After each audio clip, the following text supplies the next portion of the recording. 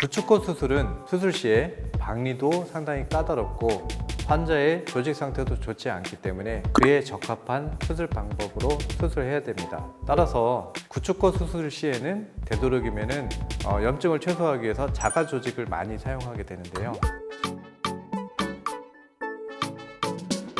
안녕하세요. 성형외과 전문의 김진성입니다. 원장님, 오늘은 코성형 부작용 중에서 제일 무섭다는 구축에 대해서 이야기해 볼 건데요. 네. 구축코가 뭔가요? 구축코는 코성형에서 생길 수 있는 부작용 중에서 가장 심각한 부작용인데요. 염증이 생기고 나서 치유되는 과정에서 안에 있는 연골이나 피부 이런 조직들이 다 오그러드는데 그래서 코끝이 짧아지는 현상을 우리가 구축이라고 합니다. 구축코를 수술함에 있어서 우리가 생각해야 될 몇 가지 이제 포인트들이 있는데요. 네 가지로 구분해서 말씀드릴 수 있습니다. 첫 번째는 구축이 발생했을 때는 이전에 어떠한 재료로 어떠한 수술 방법으로 수술했는지가 중요합니다. 그래야 구축이 생긴 원인에 대해서 어느 정도 파악할 수 있고 추후 어떠한 재료로 어떤 방법으로 수술할 것인지에 대해서 계획을 세울 수 있기 때문에 구축이 생겨서 상담을 오실 경우에는 본인이 어떠한 방법으로 어떤 재료로 수술을 했는지를 정확하게 상담할 때 알려주시는 것이 좋습니다. 그럼 구축이 오기 전에 구축이 올 거라는 거를 좀 예상해 볼 수 없을까요? 예, 가장 중요한 것은 임상 증상인데요. 염증에 3대 증상이 있는데요. 첫째, 코가 빨개지고요. 두 번째, 부어오르고 세 번째, 고름이 난다든지 이러한 증상이 있다면 빨리 의료진에게 상담을 받아보시는 것이 좋습니다. 염증의 증상이 명확하지 않더라도 본인의 코 모양이 점점 짧아진다든가 이런 증상이 있다면 이 또한 상담이 필요한 부분입니다. 그러면 수술 초기 사진을 좀 찍어놓는 게 좋을까요? 가장 좋은 방법 중에 하나인데요. 본인의 수술 초기 사진과 현재를 비교해 보면은 본인이 어느 정도 짧아졌는지 이 짧아진 정도가 내가 원래 코가 짧아서 여기까지 한계가 있었는지 이런 것들을 비교할 수 있기 때문에 아주 좋은 정보가 됩니다. 두 번째 중요한 포인트는요.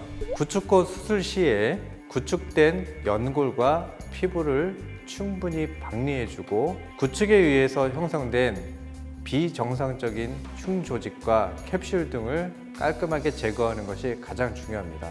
사실 구축코 수술에서 박리가 가장 중요한 부분이기도 한데요. 연골이나 피부가 충분히 늘어나 줘야지 우리가 원하는 정도의 수술을 할 수 있습니다.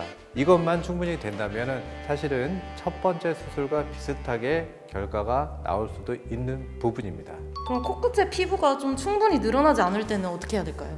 예, 이 부분이 가장 어려운 부분이기도 한데요. 코끝 피부가 늘어나지 않는 것은 피부 밑에 단단한 흉 조직이 있기 때문에 그렇습니다. 따라서 대부분 피부 밑에 조직들을 풀어주게 되는데 이것이 여의치 않은 경우에는 그 흉 조직에 그물처럼 칼집을 살짝 내서 피부를 늘려주기도 하는데 이 방법은 안전한 범위 내에서 조심스럽게 해야 되는 방법입니다. 예, 세 번째 중요한 요소는 구축코 수술에 사용하는 재료인데요. 구축이 발생한 경우에는 코 안에 조직들이 건강한 상태가 아니기 때문에 첫 수술보다는 염증이 생길 확률이 증가합니다.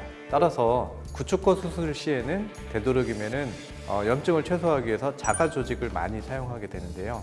자가 조직이라 하는 것은 본인의 비중격 연골, 귀연골, 그리고 자가 늑연골, 그 외에 엉덩이 진피나 측두근막 이런 것들을 자가 조직이라고 합니다.